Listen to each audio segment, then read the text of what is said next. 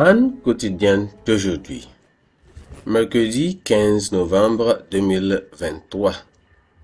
Thème: rendez grâce en toutes choses. Rendez grâce en toutes choses. Texte de lecture: 1 Thessaloniciens chapitre 5, versets 12 à 22. 1 Thessaloniciens chapitre 5, versets 12 à 28. Nous vous prions, frères, d'avoir de la considération pour ceux qui travaillent parmi vous, qui vous dirigent dans le Seigneur et qui vous exhortent.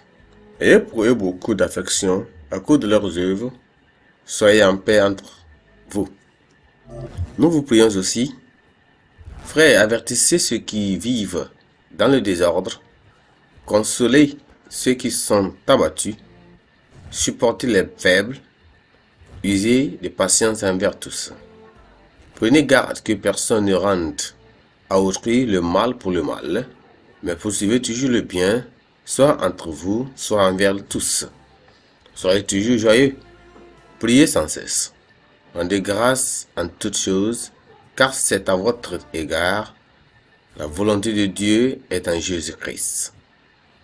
N'éteignez pas l'esprit, ne méprisez pas les prophéties, mais examinez toutes les choses, retenez ce qui est bon, abstenez-vous de toute espèce de mal.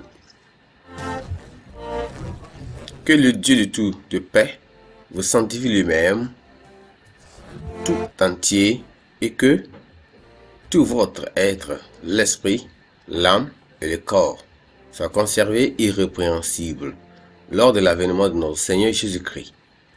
Celui qui vous a appelé est fidèle, et c'est lui qui le fera. Frères, priez pour nous. Saluez tous les frères par un saint baiser. Je vous en conjure par le Seigneur que cette lettre soit lue à tous les frères. Que la grâce de notre Seigneur Jésus-Christ soit avec vous. Le verset clé, c'est le verset 18, qui dit ceci: rendez grâce en toutes choses, car c'est à votre égard la volonté de Dieu en Jésus-Christ.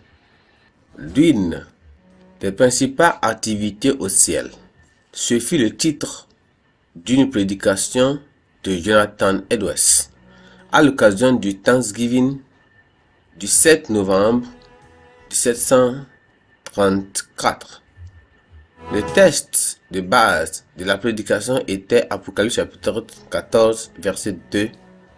Dans sa prédication, il réitérera la nécessité de louer Dieu pendant que nous sommes encore sur la terre. Notre texte du jour est la dernière bénédiction de Paul à l'égard de Thessalonique, leur donnant l'institution ou l'instruction de rendre grâce en toutes choses, car c'est à leur égard la volonté de Dieu en Jésus-Christ.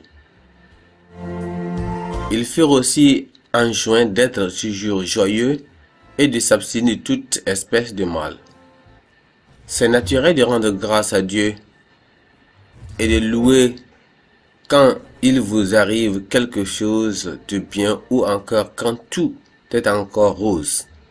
Mais louer Dieu et lui rendre grâce en temps de difficulté est un sacrifice. Il nous arrive d'être si faibles et abattus et d'avoir l'impression que Dieu est si éloigné ou qu'il ne se soucie pas vraiment de notre situation spirituelle. En temps pareil, nous devons toujours louer Dieu. La louange et l'action de grâce à Dieu attirent la présence de Dieu et l'amènent à manifester sa puissance dans nos vies. Tout comme les 9 lépreux ingrats, certains chrétiens se font prendre par le piège de l'euphorie, d'un succès remarquable, d'une percée, d'un miracle ou d'une guérison, ou au point d'oublier d'exprimer leur reconnaissance à Dieu et le louer. Peu importe ce que vous avez pu endurer au cours de cette année, rendez grâce à Dieu. La compositrice de chants inspirés, Linda Ronstadt, nous le dit en ces termes. Le Dieu de la montagne est le Dieu dans la vallée, quand les choses ne vont pas bien et les redresse. Le Dieu des bons moments est le Dieu des mauvais moments. Le Dieu du jour est le Dieu de la nuit.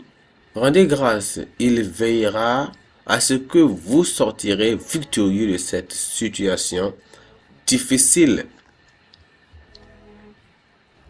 Amen.